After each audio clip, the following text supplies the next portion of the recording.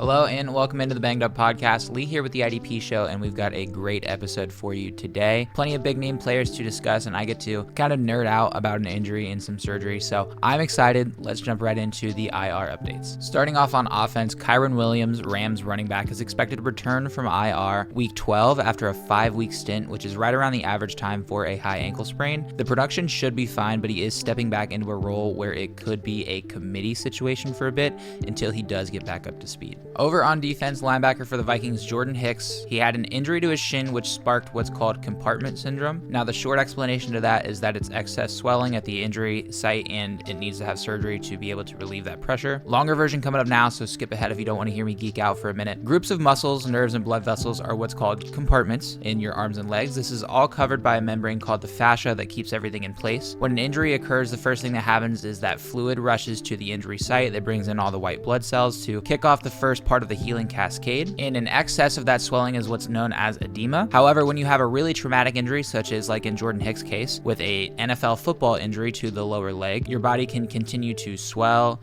and swell and swell, and if that fluid isn't going anywhere or it gets trapped, it adds more and more pressure into that compartment, and it can be incredibly painful and have really adverse long-term effects. To give you a visual, think of like a balloon blowing up, right? You keep adding air and air and air and all that intake. Eventually there's going to be so much pressure built up in that balloon that it's going to pop. Now, I'm not saying that Jordan Hicks's leg would have popped or anybody with compartment syndrome is at risk of having their leg explode. I just like that as a visualization. That pressure can decrease blood flow, which decreases the amount of nutrients and oxygen that your muscles and nerves are getting to them, and that leads to long-term muscle or nerve damage to the point where he could potentially never even play again. And to alleviate this, a surgery called a fasciotomy is needed. The surgeon makes a cut around the muscle that relieves the pressure. The procedure itself isn't extensive. However, if you don't act fast with compartment syndrome, this can really derail an athlete's whole career. Thankfully for Jordan Hicks, it sounds like everything went well. Out on offense, Taylor Heinicke, quarterback for the Falcons. Arthur Smith said it's a low-grade hamstring injury, but Arthur Smith is often full of shit and a big dumb fat liar with a stupid mustache, so I don't really care what he thinks. Dameon Pierce, Texans running back, is going to miss his third game in a row with an ankle injury. Out on defense, Henry To'oTo'o, linebacker for the Texans, couldn't pass concussion protocol. And the next three safeties that I'm about to talk about, none of them have practiced at all this week, which means there's obviously potential to miss next week or multiple more weeks, and that's going to be Keanu Neal, Steelers safety, dealing with a rib issue, Minkah Fitzpatrick dealing with a hamstring injury for the Steelers, and Ryan Neal for the Bucks has a thumb injury. Again, all three of those guys didn't practice at all this week, so they have potential to continue to miss more weeks. Couple of doubtfuls for this week: Antonio Gibson, running back for the Commanders, dealing with a toe issue. He hasn't practiced at all this week, so do prepare to be without Gibby. And Dallas Goedert, tight end for the Eagles, still dealing with a forearm fracture that he picked up in week 9. He's expected to miss a couple more weeks. Questionable for week 11, we're going to start off with Achane, running back for the Dolphins. He is in line to play this week. Could be in for a limited role to start off, but the kid is absolutely electric, so I'm going to put him in the lineup. Alexander Mattison, Vikings running back, trying to come back from concussion protocol. He did get in a full practice on Friday, so it's moving in the right direction, and we'll know if he passed come Sunday. Cardinals wide receiver Michael Wilson, dealing with a shoulder issue. He missed week 9 with that same issue. Was fine last week and to start off this week, but it sounds like there was a setback during practice on Friday. He finished the day limited.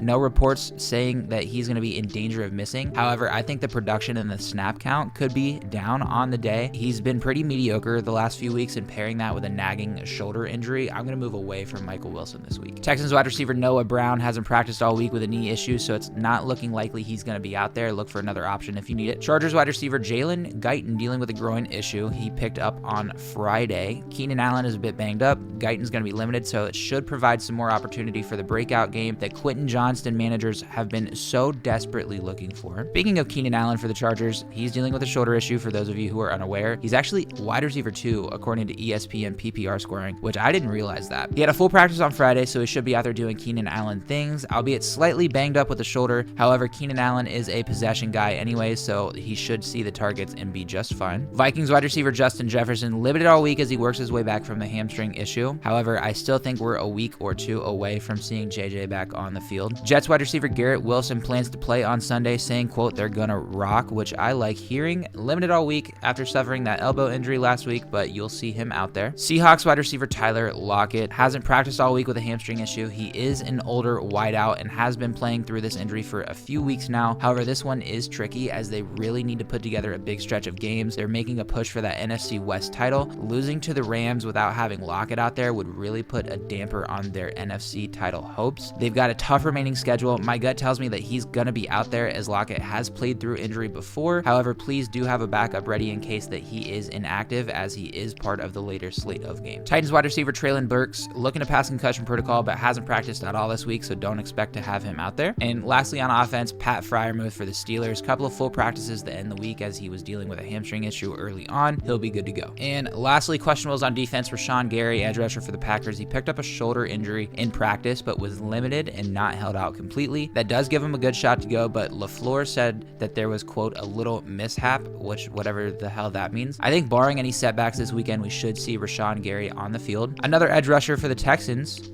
Will Anderson, dealing with a knee issue. He was downgraded from full to not practicing to end the week, so I'm going to find a replacement for Will Anderson. Bears linebacker Jack Sanborn dealing with the same situation as Will Anderson, where he was downgraded from full to not practicing, so I'm going to pivot off of Sanborn there. Bears linebacker Tremaine Edmonds has missed the last 2 games with a knee injury, and he missed the first 2 practices to start the week. However, he did end limited. Even if he does go, I think he's really going to be limited during the game, so I'm not going to put Tremaine Edmonds out there myself. Packers linebacker Quay Walker, limited all week after missing the last 2 games. It's a situation much like Tremaine, except Big Quay was able to at least be limited all week. I like his shot to play. However, as for how effective he'll be, I'm not very confident in that. Bucs linebacker Devin White dealing with a foot issue. He had a full practice on Friday, baby. We love to see it. He should be good to go. And lastly, Jamal Adams for the Seahawks didn't practice to start the week and was limited after that. Both of those were due to a non-injury. And then he didn't practice on Friday, which wasn't listed as a non-injury. I don't know what's going on with Jamal Adams, and I don't really want to be a part of it this week, so I'm gonna